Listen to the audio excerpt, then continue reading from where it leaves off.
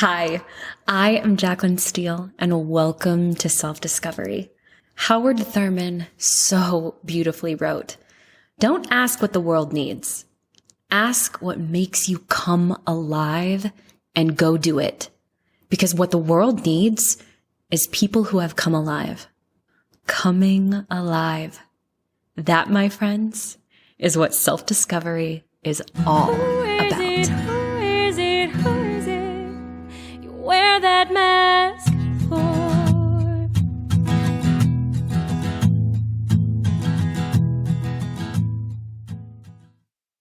Hello and happy Wednesday. I am Jaclyn Steele. You are listening to Self-Discovery.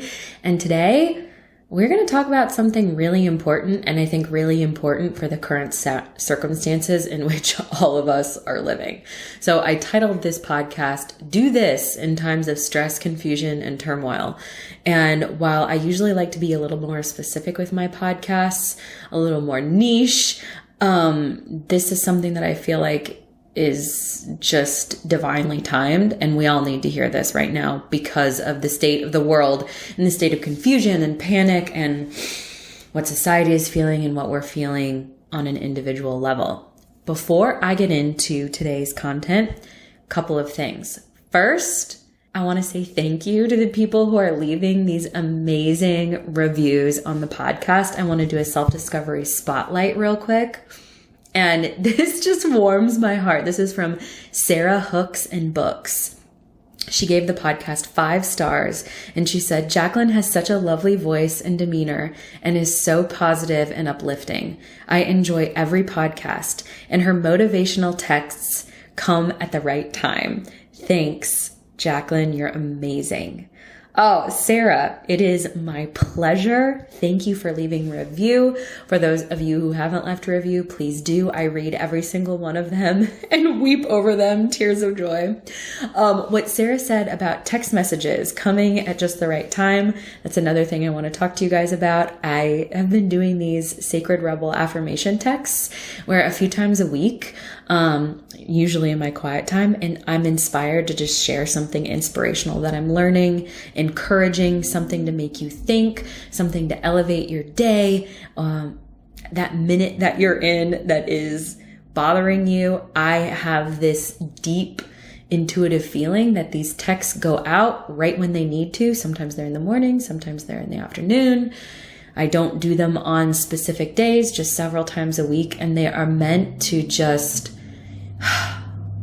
like a cup of coffee infuses your day with a little energy and joy and love. That is what these text messages are meant to do. So if you are interested in receiving these, it's totally free right now. It will be a paid for service at some point, but all you have to do is text me at 480-531-6858. That'll also be in the show notes. But again, that's 480-531-6858. Opt in and then type in the word sacred, SACRED, and you'll automatically be added to the list and get those encouraging little nuggets every week. All right. Business is taken care of. Now we're going to get into the meat and potatoes, or if you are a vegan, the tofu and potatoes of today's episode. And I want to start by saying, wow, what a bizarre time we are living in.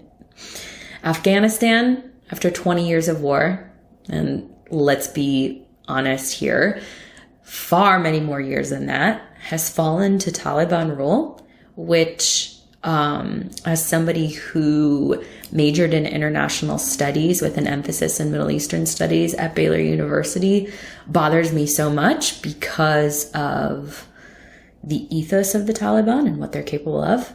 So that's horrifying and gut-wrenching to just watch, let alone experience. I cannot imagine what it would feel like if people took over America and laid down these oppressive, aggressive Sharia laws. It would just be absolutely devastating and so terrifying. So that is heavy on my mind. It's something that I think is heavy on a lot of people's minds and hearts. And then that doesn't even take into consideration that so many of us thought COVID was going to be a thing of the past. And now the Delta variant, according to mass media, is pointing toward another surge. And American citizens are taking sides over who is vaccinated and who is not. And as of the recording of this podcast, it's still incredibly taboo to have any logical questions whatsoever about the vaccine. In fact, should you have questions, which questions are normal when you are dealing with something that has not been dealt with before, if you speak out about it, you risk having your post taken down, being canceled, or even being banned from a social media platform. This kind of polarizing behavior is not healthy, and it does not encourage logical discussion or learning. Everybody's kind of,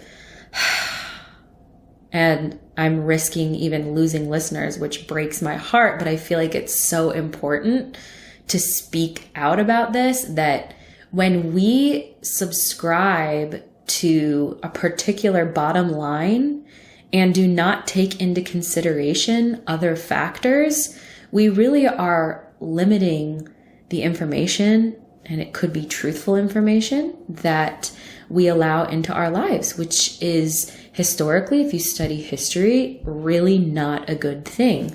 I remember, and this is total tangent, when I was in high school and I was in Model UN, one of the first things that our Model UN coach taught us was, if you are arguing for a country that is, let's say, France, you need to understand France's perspective on this specific issue. But in addition to that, you also need to understand Switzerland's and Germany's and the Netherlands and Belgium and Spain and Italy and all of the surrounding areas, because you need to be able to argue for both sides in order to have a really concrete understanding of what is happening and what is truthfully happening. It's vital that you take into consideration as much differing information as possible to come to a logical conclusion. And that is something, along with being raised by a lawyer. My dad is a lawyer. My uncle is a lawyer. I come from a family that loves to debate at the Thanksgiving dinner table. It's so important to question the status quo and not simply or blindly be following a bottom line of either political party, because they all have, I don't really even want to go into this, but they all have other factors affecting their opinions and their mandates and what they're saying is true. And so I think right now it's absolutely vital that we stay as open as possible to whatever the actual truth is. And part of the frustration, which I totally understand, is that it's hard to know what the truth is right now. So I know for my husband and I, we have been having a lot of private discussions, the two of us, and then asking our friends in private situations like, hey, what are you feeling about this? What are you feeling about this? Engaging with people we respect and trust and love, taking into consideration their opinions, and then forming our own opinions based on what we feel like is evidence, what we feel like is logical, what we feel like is true, rather than saying, okay, I'm part of this political party.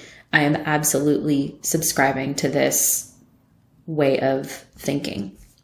It takes a lot longer to go this route, but in my opinion, in my husband's opinion, it's a more responsible way of approaching decision making. Okay. Anyways, I would be remiss if I did not say, and you get where I'm coming from here, these are some really effing weird circumstances we're living in. If you're anything like me, you feel this divide and you feel the ache of what people are feeling, and it affects you deeply. No matter what side of whatever you land on, I still have so much compassion for these people that are hurting. And whether you are feeling the ache of the world or your family or even something totally personal to you, this episode is about creating calm within a storm.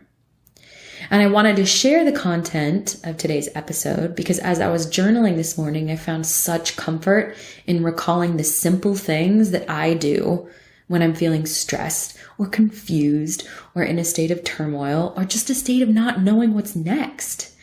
These sweet things are meant to calm you and your nervous system and create a state of groundedness from which hopefully you can thrive no matter what is happening around you and not be making decisions out of fear, but making decisions from a place of peace and calm. This episode, again, it's simple. I went into much greater detail in an ebook that I wrote, which is available to you for free. All you have to do is sign up for my email list, which you can do in the show notes. You can do on my website, jaclynsteele.com, if you want to dive deeper into just really kind of resetting your nervous system and your life and the way you approach things. But this episode is an awesome, awesome starting place. Okay, so the most important thing when you are feeling off kilter is to return back to basics. Just the idea of returning back to basics, I automatically feel better. And I find so much comfort in scaling back. I feel my blood pressure decrease and my muscles relax. To get back to basics, here are a few important questions to ask yourself. Number 1, what can I get rid of? It could be something on your calendar that is unnecessary or that really lowers your vibe. It could be the clutter on your kitchen counter. I know that I need to go back into my kitchen and clean it right now. It could be a piece of furniture that really irritates you that your ex left behind. It could be a negative thought reel that just doesn't serve you and no longer fits the life you are creating. What, my dear, can you get rid of? Ask it in all areas. The next question to ask yourself is, what can I focus on? Where our attention goes, our energy flows. So if you are focusing on mass media and the fear mongering they dole out on the daily, you are going to feel fear. If on the opposite end of the spectrum, you focus on some humanitarian who is doing amazing work in Afghanistan, for instance, you might feel inspired and want to donate money or sponsor a family or get involved. If you focus on how much you hate your job, what do you think you are going to feel going into that job?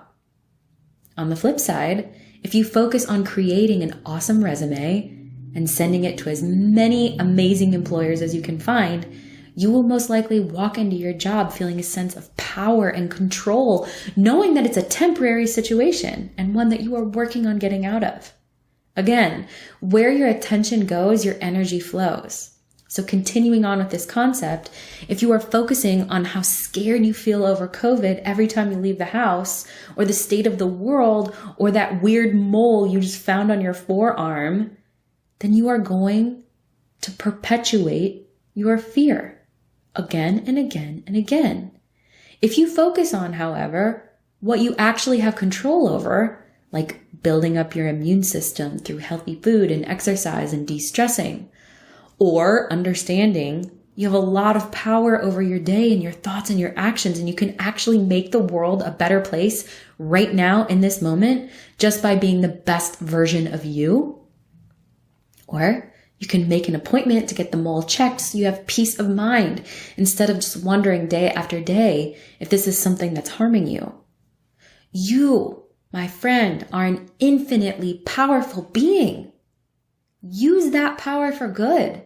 And the easiest way to start doing that is by focusing on things you can actually control and things that light you up and inspire you and increase your frequency on the daily. So yeah, ask yourself what you can focus on. The next question to ask to return back to basics is, what inspires me and fills my tank? When we are in a state of stress, my gosh, life is hard, and I'm not going to deny that. Most likely, we are running on empty.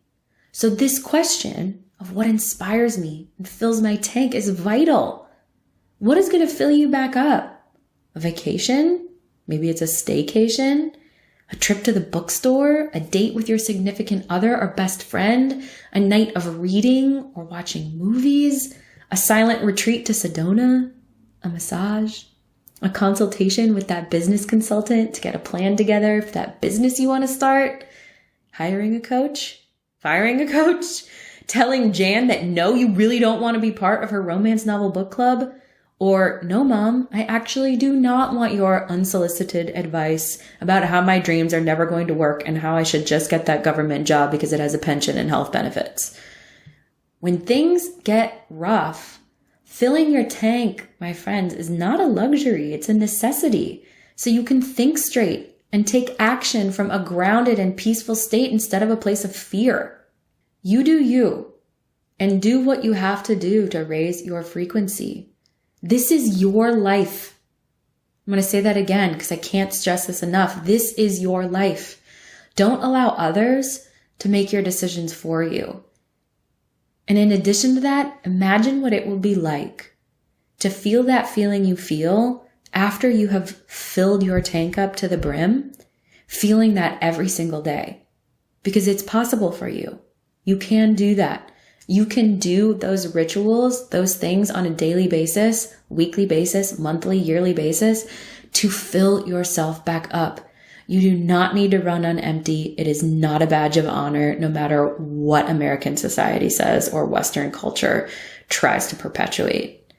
You being full is going to do so much better in the world than anything else. Okay, so now I'm going to add a few things that I like to do personally to get back to basics and feel like I'm raising my own frequency. I do think it's going to be important for me to just repeat the questions that I ask one more time before I share the things that I love to do to just make it feel like I'm coming back into my body, like I'm taking a deep breath, like I'm me again. So, review, getting back to basics, ask yourself, what can I get rid of? What can I focus on? And what inspires me and fills my tank? Those are such simple questions. Then, these are things that are so easy to do that I'm going to share with you that I can do pretty much whenever I want, independent of anyone else. So I'm not depending on somebody to show up, be there, etc. Many of these things are free. So there's no, I don't have the money excuse. And I want you to use them if you want to. That's why I'm sharing them. But know that you personalizing your own list is the best thing you can possibly do because only you know what makes you feel peaceful and in a high vibe state. So I'm going to share, 8 things. The first one is, and I'm going to start with a little context here, is I was raised Christian and I believe in Christ. However, I also love learning about Buddhism and compassion and the art of non-attachment. I think these concepts are fascinating. And when I am in a state of stress and confusion and turmoil and out of my body, etc., returning to these principles makes me feel lighter and gives me a sense of autonomy and control over my life. Yes, please. Learning about faith and spirituality in general does that for me, but I feel like Buddhism is a really juicy place to start. Okay, next thing, so simple, but so transformative, listening to music. We go through our days so fast and on overdrive, we forget to create sacred moments in what feels like our daily mundane routine. And music is an awesome way to increase the vibration of our space. Oh my gosh, the simple joy of a song. I love putting on French cafe music or bossa nova or classical music and doing my work or my makeup or cooking dinner. It totally transforms my mood. It's so soft and happy and beautiful, and it raises my frequency. I love pop music. I love listening to great songwriters. However, when I'm returning back to basics, I know myself, and because of my history as a musician, when I listen to songs with words, I get so absorbed in what the singer, the songwriter is saying that I'm transported into the song versus wordless songs. So like French cafe music or bossa nova or classical music or even meditation music, they give me a totally different vibe. So do what works best for you, but just incorporating more music into my life makes me feel so grounded. Next thing, number 3, carving out time to be slow. My gosh, I feel like rushing is the normal state for most people.